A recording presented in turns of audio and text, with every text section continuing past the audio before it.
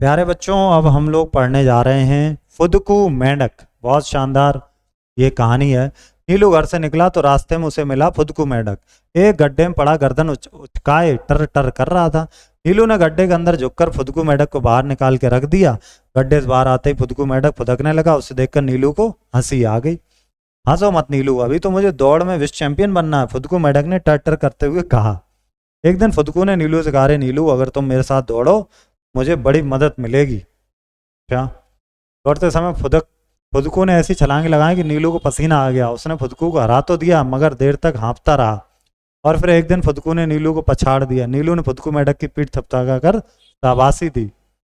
फुदकू मेंढक ने खुशी से टर टर करते हुए कहा, मैंने मन में सोचा था जिस दिन तुम्हें हरा दूंगा ठीक उसी दिन पंपा सरोवर की ओर कूच करूंगा। अच्छा नीलू, विदा लो, अब मैं चला। कुछ 6 महीने बाद फुदकू लौटा तो उसके सिर पर सोने का मुकुट था। देख रहे हो, सोने का मुकुट। उस पर लिखा था, विश्व विजयी मेंढक फुदकू। नीलू दौड़कर फुदकू मेंढक के पास गया और बोला, अरे वाह, तुम तो उस्ताद निकले। पूरी प्रशंसा मतलब खाली तारीफ। तो कुछ नहीं होगा नीलू, फुदकू ने बिगड़ कर कहा। क्या तुम कम तेज दौड़ते हो? कोशिश करो तो क्या तुम अच्छे धावक नहीं बन सकते? बड़े होकर भारत के लिए ओलंपिक में सोने का मेडल जीत सकते हो, मगर उसके लिए तैयारी अभी से करनी पड़ेगी। नीलू ने अपने मन में पक्का निश्चय कर लिया था कि बड़ा होकर वह भी ओलंपिक में जरूर हिस्सा लेगा और सोने का मेडल जीतेगा और सारे संसार को फुदकू मेंढक की कहानी भी सुनाएगा। चलिए देखते हैं। आफता यानी कि सांस फूलना, उस्ताद यानी कि गुरु, विश्व विजयी मतलब दुनिया का विजेता, शाबाशी मतलब सराहना, पछाड़ना यानी कि पीछे छोड़ना, प्रशंसा तारीफ, मुकुट मतलब ताज, सरोवर मतलब तालाब। आइए करते हैं कुछ प्रश्न यहाँ से भी। गड्ढे में पड़ा मैदा गर्दन उठा क्या कर रहा था? टर टर। नीलू ने फुदकू पीठ थपथपाया, उससे क्या दी? शाबाशी दी। 6 महीने बाद क्या करके लाया? सोने का मुकुट लगा के आया था वो। ये प्रश्न आपको स्वयं करने हैं और ये भी आप ही करेंगे।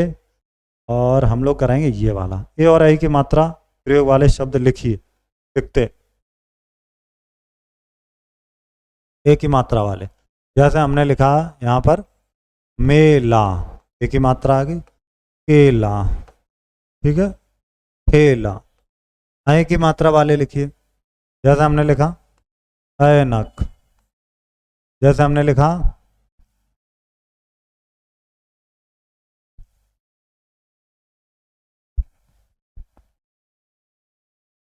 भैंस। सैनिक, ऐ की मात्रा, ठीक है, सैनिक। अगला है अपने लिए संयुक्त अक्षर प्रयोग करने शब्दों के लिए। ये देखिए संयुक्त अक्षर हैं, जब दो अक्षर एक साथ मिल जाते हैं इन्हें कहते हैं संयुक्त। तो ये वाले हमें ढूंढना है। तो हमने जैसे यहाँ पे लिखा, पहला हमने लिखा स्तर, ठीक है, फिर हमने लिखा प्रस्तर, ठीक है, फिर हमने लिखा स्तब्ध। अब आते हैं यहाँ पर, क्या लिख सकते हैं हम लोग? डा और ढा वाले लिख सकते हैं। क्या?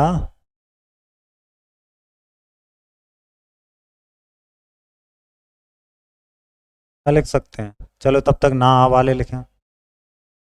तनहा, कान्हा, ठीक है, और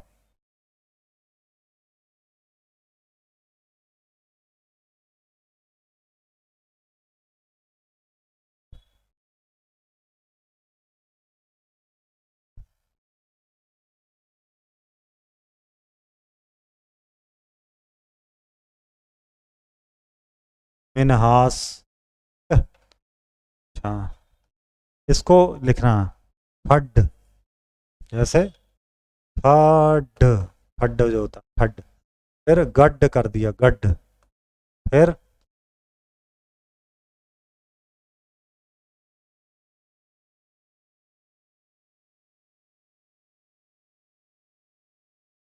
जड।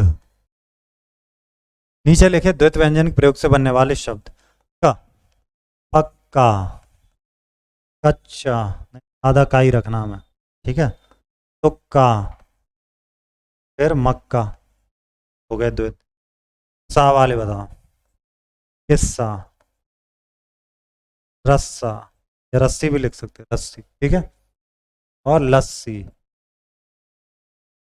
शाह और शाह, इसको पढ़ते हैं शाह, शाह सीटी वाला शाह होता है। ता के प्रयोग वाले शब्द लिखना है और शाह के प्रयोग वाले। चलिए लिख लेते हैं।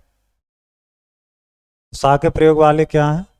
जैसे हमने लिखा सूरज, जैसे हमने लिखा सवेरा, जैसे हमने लिखा सुंदर, जैसे हमने लिखा सपेरा। ठीक है, इसी तरह शाह वाले हम लोग लिखते हैं। जैसे हमने लिखा शलजम, जैसे हमने लिखा अशोक। ठीक है, जैसे हमने लिखा अवकाश, जैसे हमने लिखा शशांक। ठीक है, शाह वाले हम लोगों ने लिख दिए। अब अंग और अंक की यहाँ की बिंदी वाले ऊपर से देख के करेंगे, जैसा कि हम लोग पिछले चैप्टर में करते आए हैं। अलग अलग ढंग से बहुत तेज दौड़ने वाले जीवधारी चित्र में दिए गए, छांटकर उनके नाम। तो इनके नाम आप लिख लेंगे बड़े आराम से। हिरन है, ये छिपकली है, ये सांप बनाया, खरगोश है, चींटी है, कंगारू है, घोड़ा है, चूहा है, मधुमक्खी है, तितली है। ठीक है, ये शेर है, ये कौवा है। ठीक, मिलते हैं अगले अध्याय में।